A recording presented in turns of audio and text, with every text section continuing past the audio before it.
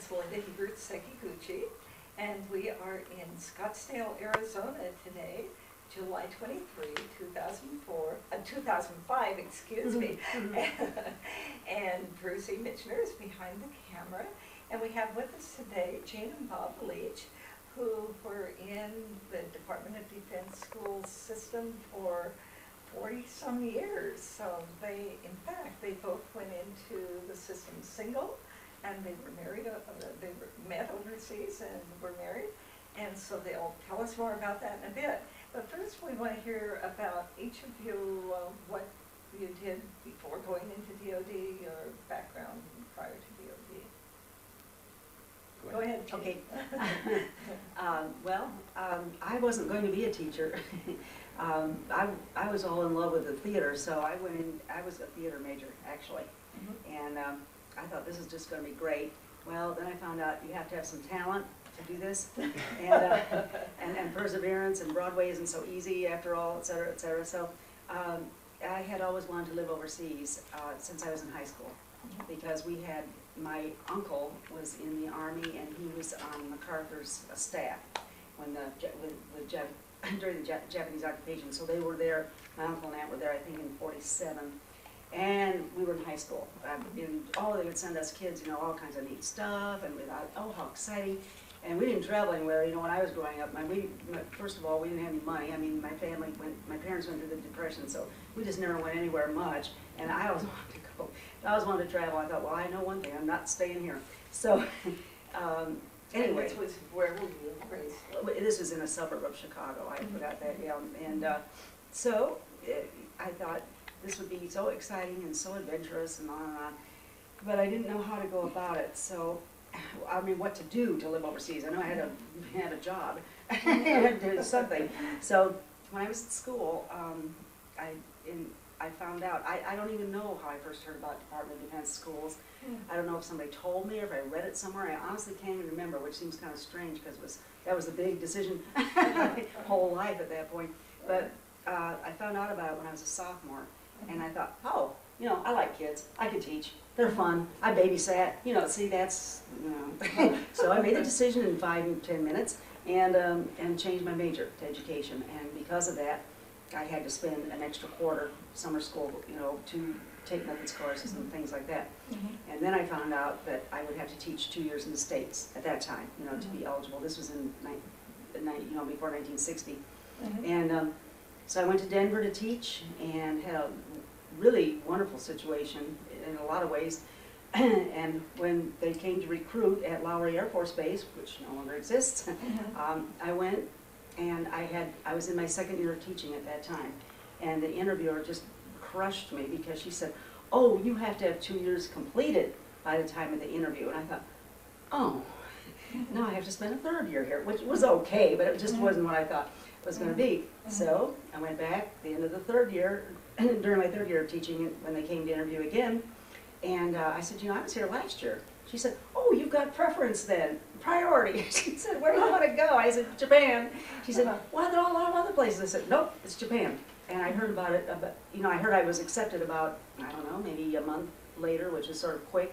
Right. And accepted it, and well, the rest is history. I went to Misawa, and I was there from '61 to '62, and then in '62 I transferred to Itazuki on Kyushu Island, and there is where I met. Guess who? And Bob, would you like to give us some of your background before getting into DOD? I was born and raised on a farm in south central Illinois, just about 50 miles north of St. Louis. And from there I went to, after high school, I went to Eastern Illinois University and was an education major throughout. My mother had been a teacher, and she was teaching in the 60s again. And excuse me. After college graduation, I got a job in the Illinois River Bottom in Carrollton, Illinois, and taught there for 2 years. And the second year that I was teaching there, the school board told us they weren't gonna raise our salaries because we wouldn't leave anyway. And about the same time as they said that, I saw an advertisement in the St. Louis newspaper from the Department of Defense schools. And so 3 of us went down to St. Louis to interview for the jobs, and I was the only one of the 3 that got accepted. And that I heard about it. I heard about the job in February, and went home. I was only 30 miles from my home, and I went home and asked my parents what I should do, and they wouldn't tell me.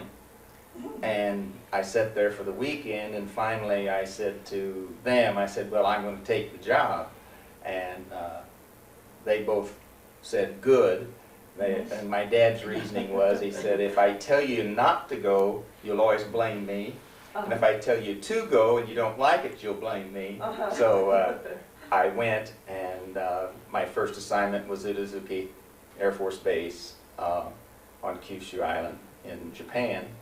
And I was teaching elementary PE, and that's where I met Jeanne, and started basically a 33-year career that I had with Dodds. Wow, great. Yeah.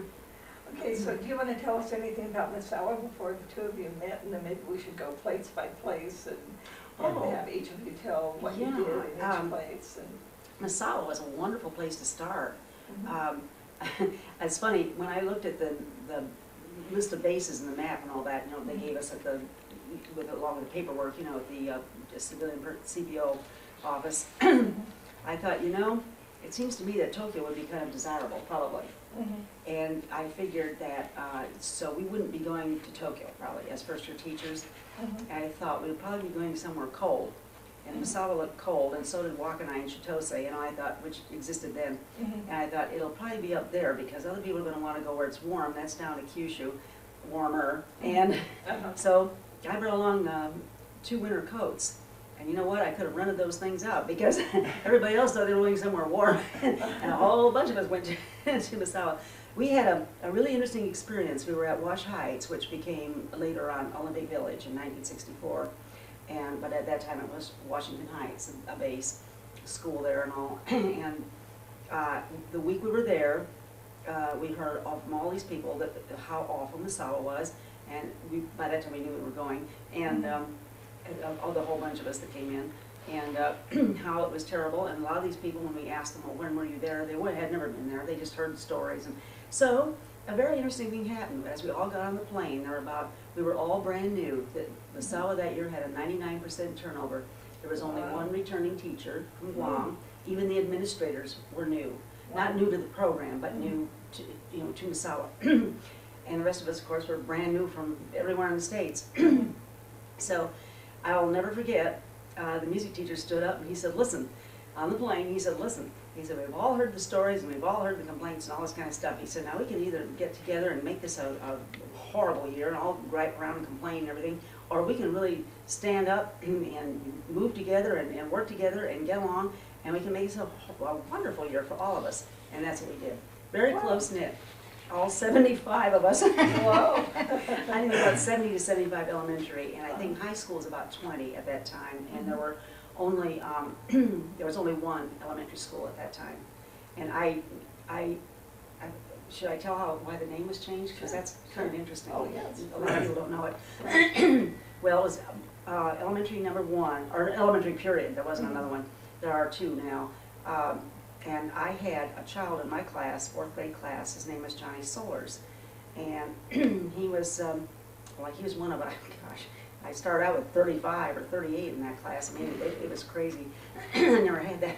And his father, well, they gave us an indoctrination when we went to Misawa. They, our first meeting and all that.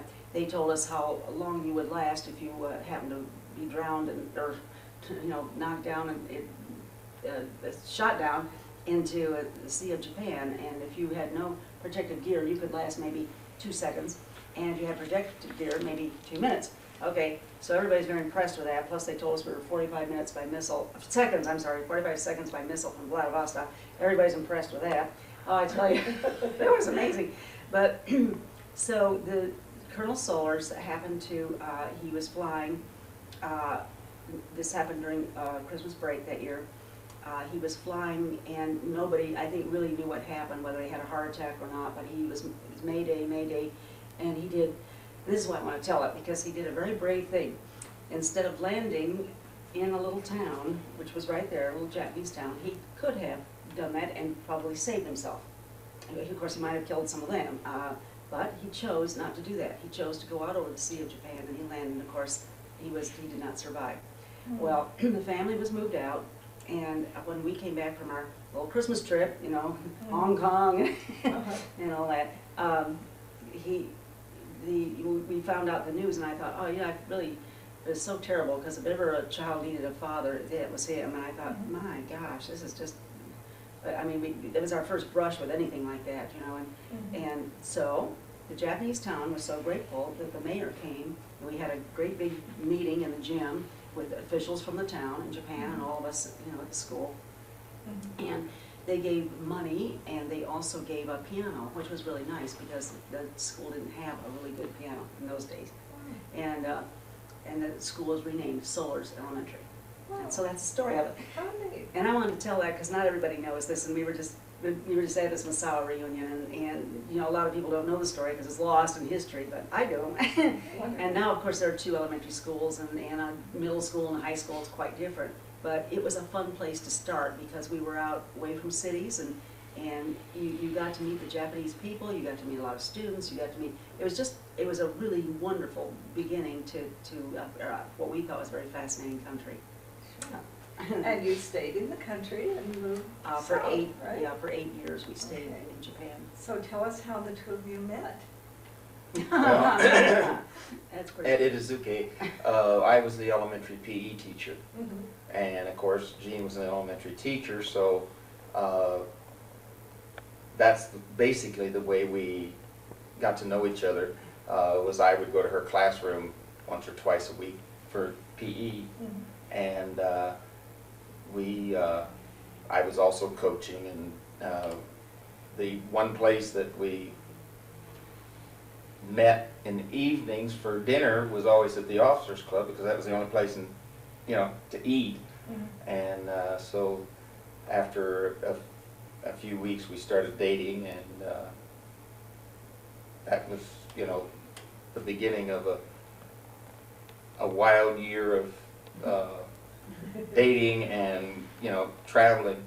And one thing that they did, which we really enjoyed, being in an outlying area, at Thanksgiving week, they would bring in all the teachers from outlying areas to the Tokyo area for like a 3-day workshop. And then you had a whole week in Tokyo to enjoy the city, while the teachers in the Tokyo area were still teaching for that 3 days. But we, were brought in, and we always enjoyed that and looked forward to it, because it was a nice way to have a week off in the fall for Thanksgiving and that type of thing. And then after we had dated for the first year, why we went home back to Illinois to meet our families, because we both felt it was very important to see the other person in their home environment, because many times your personalities are different when you're away from home and overseas. And we went back and met our families and everything, and then we came back to Japan in the fall of '63 and got married at the chapel. You were married there? Yeah. Okay, so And, tell us about your wedding. Well, the wedding was very, very simple. Most of our close friends, not all of them, but most of them had transferred. And so we just, of course, as many people realize, in those days, all we had were purple copies, the old ditto machines. And so we just put up posters, or, invitations around the school, to our wedding. And the elementary school principal was the mother of the groom, and one of the colonel's on base, and his wife, the colonel, He was Okay. father of the bride. father of the bride, And she did all the flowers. yeah, and she took care of the chapel and taking care of everything. Uh-huh. And we had our reception at the officers' club, and we Well, didn't. it should be the first time, we actually have 2 wedding dates Oh, yeah. in a way. Oh, you yeah. know, because. We you had to know, get married in the, consulate. at the, we had to go to the consulate, the American consulate, and fill out this paperwork which said, you know, your mother's maiden name and where they lived and had you been married before and your father and, you know, just a family history. Right. And then you had to sign that, you know, everything I wrote down above is the truth. Uh-huh. And we signed them and handed them to the man, and he says, well, congratulations, you're married. Oh, And I said, oh, wait a minute, you know. And it was that easy as It's far like as the a American date. government was concerned. Uh-huh. And he said, if you want to have a chapel wedding, that's up to you, but legally, you're married. You know, you filled out, you know, And your we just history. stood there, I said, but it's like a date. I thought, is this all there is? I thought, my God. And these people that went with us, they were really nice. They had done the same thing the year before, gotten married in the, I'd known them in Masawa, and they had transferred to Izuki, and they'd done this, so they were our witnesses. They said, don't worry, you'll feel better after you go through all this, start taking pictures. I thought, oh my goodness. So it was funny. But actually, you know, I look at these weddings today, and they're really fancy, and we've been to many that I know are thousands and thousands of dollars, and ours was really simple. And my parents wanted to pay for the open bar, you know, reception that we had, and we were both working. We weren't going to have them pay for anything, of course. And so they insisted and insisted. So finally I said, okay. So I said it was $100. I remember that. And they said, oh. Well, they were real thrilled. And I had 2 wedding dresses too, because I remember that, of course, there you could have clothes made, you know. And Oh, yes. well, they made one, and I sent it back whole baggage, and I thought it would get, so I could show it, you know, to our parents. Well, it never arrived. Anyway, so I had to come back and have another one made. And it was so funny because the Japanese seamstress said, same husband? I said, uh-huh. You know, 2 dresses, 2 husbands. Oh, yes. That's on the side. It's just And different. then we lived off post and off base and taught there until the fall of '64. And then we moved to Tokyo in the fall of '64 and drove a Buick Roadmaster from Itazuke on the southern island up to Tokyo, and that was an interesting experience because you know, the roads were okay. They weren't super highways or anything like that, but and we found the base. How long did that take you to learn? Oh, Oh, about what? years. No, no. about a week. A week, yeah. Yeah. This week. The funny thing, one of the funny incidents on the trip, we got to Atsugi, the Naval Air Station in the Tokyo area, and when I realized that we had driven all the way around the outside perimeter of Atsugi and got back to the front gate again, we realized we were lost. You know. We lost a lot. And we stopped at one place, and these Japanese truck drivers were there, and we said, well, how long would it take us to get to Tachikawa? And the truck drivers conversed a little bit, and then they said 4 hours. And then they looked at us and looked at the car and said 5 hours. Oh, I should mention too, this Buick Roadmaster, it sounds really wonderful, doesn't it? I mean, in those days, I don't know how it is today, but in those days, these old clunker cars, you know, went round and round and round. I mean, when you left, you sold it to a friend for $1, you know, that kind of thing. And that's what happened. The people who stood up with us and sold us this, because they were transferring, and they sold it to Germany, so they sold it to us for $1. So that's why we had that. So, you know, you always had a variety of these cars that just kept, you know, there were years, you know, going from one person to another. So, yeah. And we were fortunate enough to be there when the first Olympics were held in Asia. And in 1964, the Summer Olympics were held in Tokyo. And we were able to get tickets.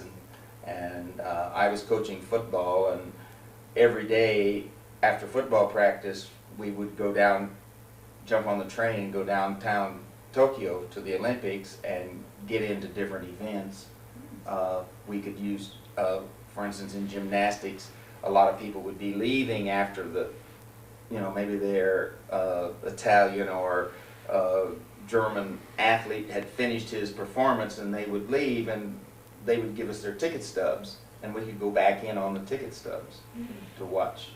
Yeah. And the one thing we couldn't get in, of course, was swimming, because the Japanese were very, they were into the swimming, and it was very popular, and you just couldn't get any tickets for it. What was it? Was it, remember the walking thing that came out by the school? Oh, What did the you tell that? marathon. Yeah, marathon. Oh, Yeah, that was We interesting. saw a BB from Ethiopia Yes. when he was Uh-huh. won his first Olympic marathon. The school we were at was Chofu, which was a housing area that was built by the Japanese government to replace Washington Heights. Yeah. They used Washington Heights as the Olympic Village, and they negotiated with the American government to build a housing area outside, and that's where we taught. And it was the turnaround point Yeah. for the marathon. Yeah. So It was real exciting. we dismissed school, and everybody went out and Stood at the you know, fence. stood at the fence and watched the marathon runners come and turn around and start back Sure. toward the Olympic Stadium again. How So- interesting. Yeah, it was really interesting. This school, by the way, no longer exists. Yeah, It was it the was- Wrecking Ball in 70 or 72, something like It that. only lasted No. 9 or 10 years. Which So how tax long were would you you- there? 5 years. Wasn't it? And you were both at the same school? Well, I taught in the middle, or the junior high at that time, and Jeanne taught in the elementary. and it was built, oddly enough, you know, when we first came, their schools were just in factory buildings or some old building, whatever they could find. This was built as a school. It was the first, it was the showpiece of Japan at that time. And it was built Southern California style, which didn't go too well with the climate in Japan, but that's all right. But it was just, it was beautiful, you know, and it was just like a really lovely school that you'd see anywhere else. And so it was a lot of fun to be in something like that. And then we left in '69. We left in '69, and I was fortunate enough to have a National Science Foundation academic year at the University of Hawaii. Oh, wow. So we spent a year in Hawaii, and the National Science Foundation, there were 17 of us in the program I was in, and the NSF stood for non-sufficient funds, living in Hawaii. And so from Hawaii, we had to resign from the program. There was no leave Oh, of you absence. didn't get a leave? Oh. No. At that time, there At was that no time, the Pacific didn't have one. educational leave in the Pacific. And so we were rehired back into Korea in 70. right? 70, Yeah. fall of 70. So you were out 1 year? Yeah. Right. And then in Korea, we were there for 2 years. And, In Seoul. In Seoul, Mhm. yeah. And I was in the middle school teaching science, and Jeanne was in the elementary. Mhm. And we traveled all over Korea with Royal Asiatic Society, which was a lot of fun, because Prince Yi, who is the last ruler, or then was the last ruler of the Korean dynasty, royal dynasty, was one of the, what do you call it? The directors, right, of the Royal Asiatic Society. So it was a lot of fun to go with him to these temples and things, because he'd show us, you know, the ancient rituals that he still had to perform. And it was really interesting. In those days, Seoul was a lot, you know, Korea was a lot different than South Korea than it is today, of course. And so, you know, we'd be traveling by bus over these rough roads. It'd take you all day to go 50 Ks, you know, and the bus would break down, or one time we had a fire. I mean, it was all this stuff, but we got to see some of the, what I call the real Korea. And I think the most exciting thing we ever got to see, one of the most exciting things, was to go into a royal tomb, which no one would ever get to do if you didn't know somebody to let you in. And that was just fantastic. I've never seen anything like that. And what was that like? oh gosh, I don't remember they whose were, it was. I don't but- either. It was way back, you know, like a 5,000-year-old tomb at that point. And luckily, a farmer discovered it in the field that they had, tombs were mounds, and this one I don't remember if it was or not, but anyway, he happened to discover either some artifacts or a gate or something, I've forgotten. Just anyway, luckily they did it the right way. They called in archaeologists from the University of Seoul, and they came down and got everybody off and did it, the correct way so they wouldn't lose anything, excavated. And it turned out to be a king and queen buried together, and you could see the outlines of their bodies. I mean, of course, the clothes were long gone, and so were the bodies. However, how did you know? Because here was a gold necklace, and here was a gold bracelet, and here was another gold bracelet, a gold anklet, gold rings. I mean, it all outlined the bodies of the king and queen. And when we walked in, it was fantastic. You walk down this corridor, and each brick is handmade. There are all these bricks going up, and each is handmade with a different kind of a symbol on it. And the oil lamps that the priests snuffed out as they were the last ones backing out, after the bodies were put in there. They snuffed out each lamp, and each lamp still had oil in it. You could still light them.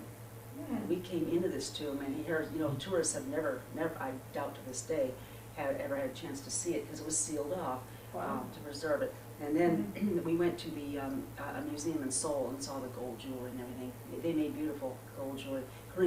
The whole Korean culture is very interesting also, and very different from the Japanese culture. So it was a real nice, wonderful thing. Prince Yi was a very interesting man. He was an MIT graduate. Yeah. And worked for the U.S. government. Yeah. His wife's American. Yeah, and his wife was American. And he was, he had to go through some of the ceremonies that when they celebrated the history, and each year he'd have to spend, about a week going through ceremonies as if he was the king, but he would have been, but Now, before you mentioned the temples, what type of temples were these? Oh, in Korea? Oh, golly.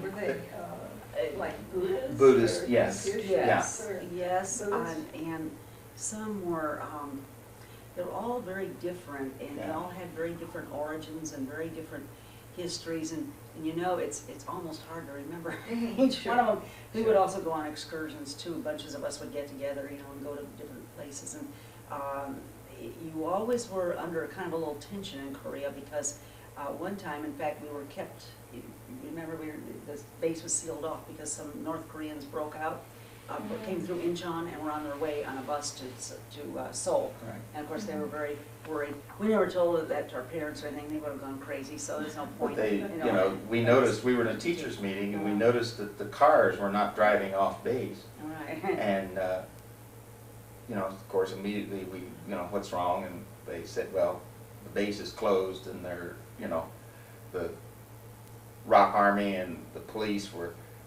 following this bus that the North Koreans had commandeered and had hostages, and when they got to a certain point, why, they just opened fire and, weren't about to let them into the city. I think that was probably around 71, wasn't it? Because we were 70 to 71. We Fall just, 71. when we just come back, starting the school year. And of course, everybody, oh my goodness, we'll have a party here at the club. How that, and never, well, you know how you are. Think of the gravity of the situation until later. Right. And, I mean, that's how we were then anyway. And we just met, well, we've always met a lot of interesting people.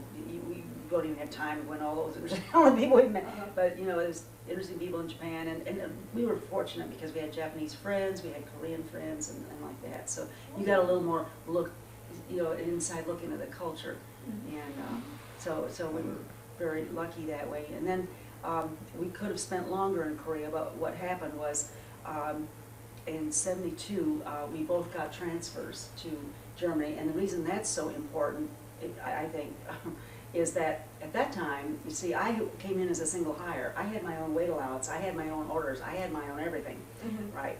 And he came in the same way. Just the fact that we had me married didn't mean that I wasn't going to give all that up. In fact, I insisted when we left Izuki to come to Chofu that some of the stuff be packed with my name on it. Of course, they thought it was kind of funny, but I don't care. I'm not losing this weight. But if you ever didn't use something, it was going to be gone. And I was right. Well, anyway, who always got the transfers? Bob. Did I? No. They would say, well, you have a transfer, and they're going to save a slot for me. I thought, that's not right. I'm not going to become a dependent. I'm a single hire, and I'm in my own right. Okay, so anyway, we never had a transfer until finally in '72 we both got transfers, and then it was okay. So we transferred to Hanau, Germany, and we thought we better take them because we may never get another chance. And it wasn't that we really wanted to leave, it's just that we had a chance to go and experience something else, and that might not come our way again. So then we ended up in Hanau, where we spent 27 years. That was that was home. For a long time. Once we got there, Hanau is south and east of Frankfurt, and we really enjoyed the area. It's a very industrial town, lots of chemical Degussa and Siemens and a lot of industry in Hanau. Dunlop tire, you know, lots of nuclear things. The Germans, not the Americans, the nuclear plants and everything. And we were there for 7 years, 6 years, 6 years, First time. and went home on educational leave to work on our masters. And when we applied to go back, I mean, we were guaranteed jobs, but you had to apply where you wanted to go. And we said we would go anywhere in Germany but Hanau, because we'd already been there for six years. And guess what? We got sent right back to Hanau. And well, see, in those days, the principals could name request. So I guess it's an honor, maybe. It turned out they both requested us. Well, I thought, well, that's really nice. Well, anyway, so, but you know what? See, you don't ever know. It actually turned out to be the best thing, because career-wise, it was a great opportunity. And we were saying as we came over here, maybe had never had opportunities to change as we did, because we changed careers, we changed schools, everything. Because Bob had a chance to go into the high school and teach health, which he had never had a chance to do, because that was a new program opening up, and he loved it. I had a chance to go into gifted ed, which is what I really wanted, because finally they realized that we have some bright children over there, students, and I thought, boy, this is it. So we were just sort of in the right place at the right time. I think that happens a lot of times in life. You don't know, and it turns out it was for the best. So it just went from there, and then that we were there until I got a transfer to Sicily in '99. Wow. And so I ended up, by that time Bob was retired, because when our Schaffenburg closed in 1995, this after the Gulf War, when everything was phasing down, the first Gulf War, and they closed, and then the Dodge system was phasing down too after the military. And so Schaffenburg was the last school we were both in Germany, and it closed, and they retired Bob because they came to me when the school closed and said, you've got 32 years of service, and I said yes, and they said, you're over age 55, and I said yes. And they said, you're eligible to retire, and I said yes, and then they said, we don't have a job for you. So and Bob said yes. I didn't fight it or anything. I went ahead and retired, and as I always laugh and said, it took me 6 months to remember her last 4, because I became a family member.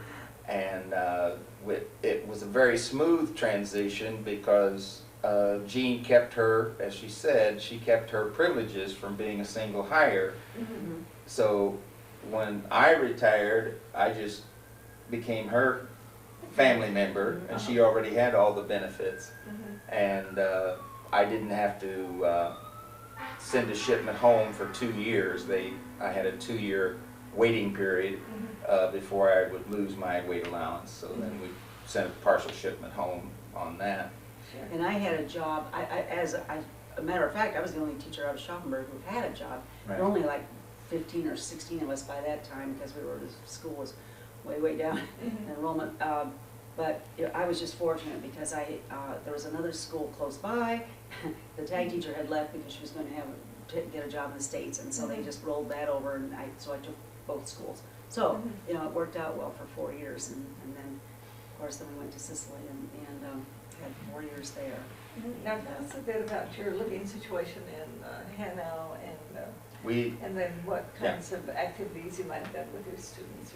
We lived in the same house, private rental, for 20 years, and that's the longest I've ever lived in one place. I mean, I grew up in the same farm and everything, but left at age 18 to go to college and never moved back, really. And the funny story on the house was we lived in it for 18 years, and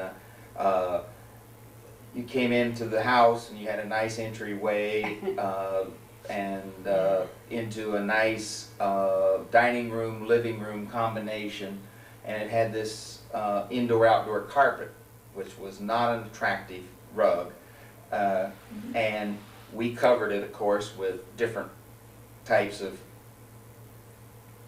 Carpets that we had. carpets, you know, room carpets. And when Jeanne packed out, I was back in the States, but when Jeanne packed out, the landlord's son, who was then managing the whole thing, went over to the corner and started pulling up this indoor-outdoor carpet.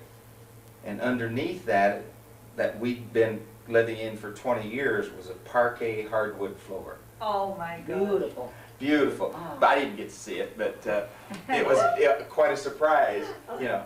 But He said, well, I said, why would you cover it up? He said, well, the house was built early 60s, and he said that was the style then, you know, you just... they were going to rent it Yeah. as rental property, so they covered up their nice floor so it wouldn't be destroyed. Maybe it's just as well, we might have had to pay for marks or whatever. But anyway, it was, oh, the activities, we had, oh gosh, well, we traveled a lot, we traveled extensively Yeah. because, you know, that's why we went into the program to begin with. I mean, sure, we were interested in teaching, but in those days too, the administrators used to go back and sweep the country in February, and they'd go to different areas. Each one was assigned a different area and so on. And they'd go and they'd ask for people who were applying for these jobs, because that was in the days when there were a whole lot of jobs available. And they'd ask people who, well, why do you want to go to wherever? And the wrong answer was to say to travel, and say that. You said, oh, because you really wanted to help with the educational process, or, you know, you came out with something academic. Well, now it's okay to say you want to travel, things have changed. But basically, that's why we were all over there, and that's why it was so much fun, because everybody had sort of had the same idea. Everybody was adventurous, wanted to travel. All you had to do is say, let's go here, let's go there, and 15 people say, great idea, you know, and you'd go someplace. And the people who didn't fit into that left. They didn't stay, and because it didn't suit them, you know. And so actually, we traveled extensively because we thought we'll never have another chance to see all of this. And so, you know, we were gone I mean, the house really became a place just to put stuff. You know, weren't there a whole lot, except, well, during the week when you're teaching. But every 3-day weekend, every holiday, you were gone. Somewhere. In Germany, there were a group of us that, as an example, every Thanksgiving and every Christmas and every New Year's, for basically 20 years, the families got together, and it was a real, you know, family situation. None of us were blood related, but we were very close for, you know, spending these holidays together. And it was really a difference then, and still is. We're still very, you know, most of us are back here in the States now, but we're still very close. And another interesting thing I thought was the first year I was in the program in 1962, there was one teacher at our school at Itazuke who'd been in the program for 5 years. And we were all just amazed. You've been here 5 years, you know, wow.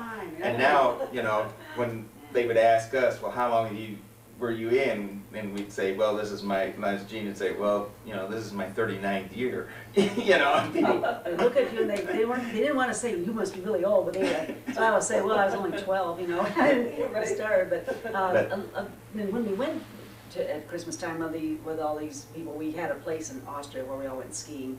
And for Thanksgiving, we had there was a resort near where we lived in Germany that had, you know, sports and all kinds of stuff. And we went there, and everybody, you know, everybody brought food and had this thing, and so you know, things like that. But as far as the school activities, gosh, there were loads and loads of them.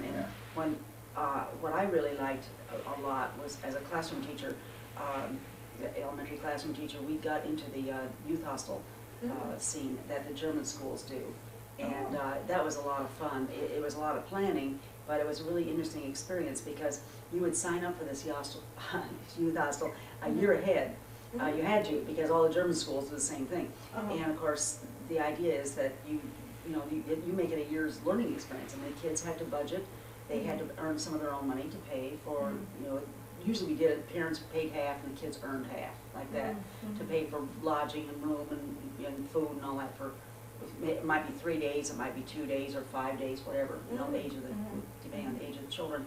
And then you planned all these activities, and then you had them keep a journal, and then you did just a whole lot of learning activities came out of things like that. They had to learn some German because they aren't going to order anything in English. They had to learn German. Well, you had German, of course, host nation teachers, but you also emphasized that when they went to gift shops to buy presents for their family and all that, they had to do it auf Deutsch. And so that was the whole. There were a lot of things that is not going anymore because the situation is very different now. But in that day, it was quite nice, and it was up to you, the classroom teacher and the host nation teacher would help you, and so we did that for about 4 or 5 years, and or I did for 4 or 5 years, and that was a neat thing. And then there were those in the days when you could still have field trips and you didn't have to worry about security so much. And all of that, and so you could take the kids places and do all kinds of things. Japan also was really wonderful because that you could get with the Air Force, you could get buses.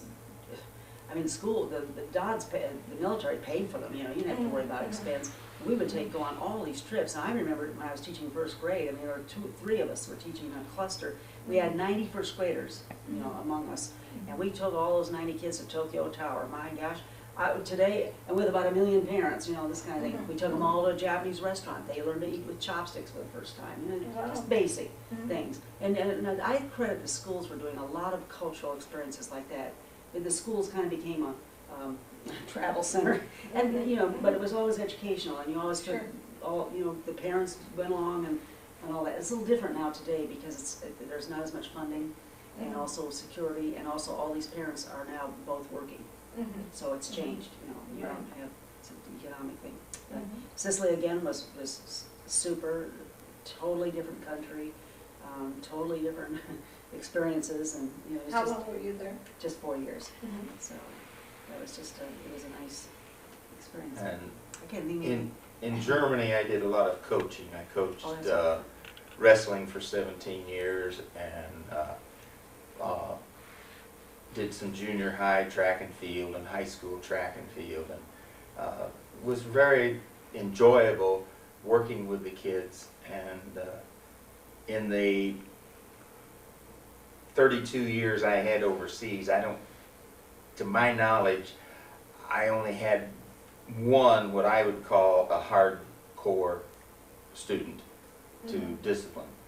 And he and I got along because the first time I saw him do something, I got him off by himself and, shall we say, used a vocabulary that he understood. And he, was surprised that I knew, his culture, and we got along great. But I think the teaching overseas was so well, the students are interesting. It was just a great experience. I mean, it was you had a lot of course, the military umbrella and a lot of the military help, and it was just, I never once ever regretted staying with the Department of Defense schools for as long as I could. No, students were interesting. They were well traveled. They were, they had a lot of experiences that you would not have in a stateside school. I remember when I taught in Denver, I had one new student coming into my class. We prepared for her for, I don't know, 6 weeks or something like that. I mean, my gosh, this is a big thing. Well, over there, somebody comes in, you say, oh, hey, the kids registered on Friday, they're there on Monday, and you say, oh good, here's your desk, and here are your books, and blah, blah, blah. How many people in this class have been to so-and-so, and how many who would like to be his friend, her friend? Everybody raised their hand, because they've all been through it. And the kids acclimated within days. Now maybe within 2 weeks to be really acclimated, but I mean, that's quick. And and also I think it's a wonderful experience for students and families because they have a chance to meet people from other cultures too. And a lot of the students that we knew, a lot of families, they would have their children go to the German kindergarten, for instance, so they have the language and have the cultural experience. There's a lot of intermingling and a lot of, playing with kids in the neighborhoods and all that kind of stuff. And to me, you can't replace that. I've never regretted going overseas and teaching there. It enriches your life so much because it broadens you with all the things you've done and learned. And I think if I'd stayed here, I don't know. Well, we see people now who have never been anywhere, and because we're RVing now, and to us, I guess still the most interesting people we meet are people like ourselves who have been overseas, either in the military or wherever, and it's amazing how many of those people we've met as we go along, and they look back very fondly on what, maybe they weren't so fond of it then, but they have wonderful memories of things they did. So now that's what we're doing now. We're trying to see our own country, which is huge. Well, tell us a bit about your cultural experience in Italy. Oh my, that was just amazing. Sicily is, even the Sicilians will say that mainland Italy, and particularly northern Italy, is much like living in Central Europe. Mm-hmm. But in Sicily, it's completely Sicilian oriented. The mafia, the family networks, the friendliness, the you don't get too excited about things because it'll get done. And maybe not on my schedule when I wanted it done, but on theirs. And you learn just to flow with it. Lots of cultural music and things like that. But a lot of interesting places to see too. Yeah. And it's not so, someday it's going to be well developed for tourism. It is not now. And so now you can see things, a lot of things are sort of in their natural state, and that's really interesting. And we were lucky enough to meet some people who did exactly that and took us to out of the way places and off the beaten path, and it was just really interesting. And that is why we chose what's going to be probably our home base now, which is in the Rio Grande Valley in Texas, because it's very similar. You have the palm trees and the friendly people and the warm climate and the crazy drivers and the music, and it's, so also and we have always, for 42 years, always enjoyed having a different culture. Yeah, and so we have it there too. And in southern Texas, we're just a few miles, 6 miles from the where our RV park was. We're only 6 miles from the border, and the Mexican culture comes across, and the language, and the language and the food, and just there's a second culture. Right. Yeah. So you're RVing now, Yeah. and going to settle eventually in the Rio Grande Valley. Yeah, we Possibly we. for a while. Yeah, for a while anyway. We spent one winter there, and we spent last winter in Florida, and we're going to spend this next winter back in Texas, and we'll just see. We're, and one thing we like about RVing is, when you go back to the RV park, you're going home, because that's our house, the RV. And the only one we have. Yeah. So, And, of course, all that means all the stuff is stored. But Yeah. Okay, well, great. Well, thank you so much for coming and for sharing Thank your you. experiences with us. This has been really fun to hear about your 42 years. Wow, I know. POD. We're getting older as we speak. Yeah. Young at heart. Yeah. So thank you very much. Thank you very much. Thank you.